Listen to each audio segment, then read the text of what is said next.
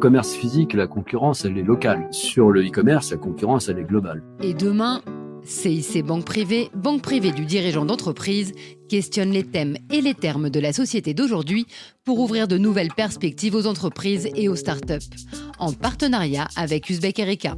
Bonjour à toutes et à tous et bienvenue dans ce nouvel épisode de Et demain. Aujourd'hui, nous allons parler du futur du retail ou commerce de détail, un secteur qui connaît des mutations sans précédent avec la révolution du numérique. Entre nouveaux modèles de vente, apparition de géants du commerce digital, mais aussi exigences renforcées des consommateurs.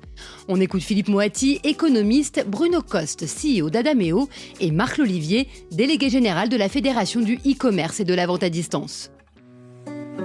Dans le commerce physique, la concurrence, elle est locale. Sur le e-commerce, la concurrence, elle est globale. Et elle est globale, éventuellement, même à l'échelle planétaire, Donc, ça rend les marchés beaucoup plus concurrentiels. En quelques clics, on peut avoir une visibilité de l'offre quasiment instantanée. Ce qui a conduit d'ailleurs des distributeurs à être en grande difficulté, notamment les distributeurs qui étaient vraiment dans le rôle de distributeurs, c'est-à-dire dans la filière classique, qui faisait intermédiaire entre des industriels, des marques, et des consommateurs. Parce que là, quand on vend les mêmes produits que le concurrent, c'est une catastrophe. Les retailers avaient à leur disposition une quantité astronomique de data depuis ces 40, 50, 60 dernières années qu'ils n'ont jamais su utiliser.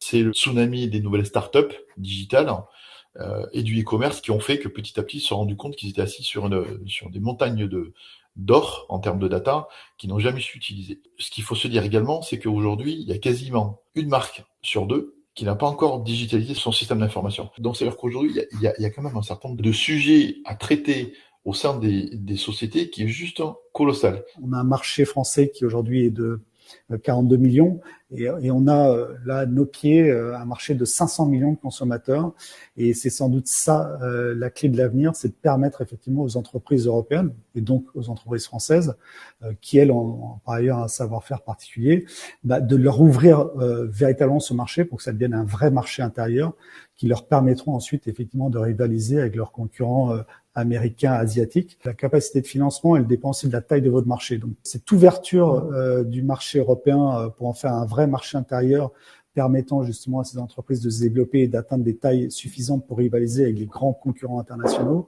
est vraiment essentiel et il faut qu'il y ait une volonté politique pour essayer effectivement d'orienter les investissements et de créer ces champions européens qui seront absolument indispensables pour la souveraineté économique de l'Europe et puis également pour l'Europe en général. Retrouvez l'épisode en intégralité sur toutes vos plateformes d'écoute. Et demain, CIC Banque privée du dirigeant d'entreprise, questionne les thèmes et les termes de la société d'aujourd'hui pour ouvrir de nouvelles perspectives aux entreprises et aux startups, en partenariat avec Uzbek Erika.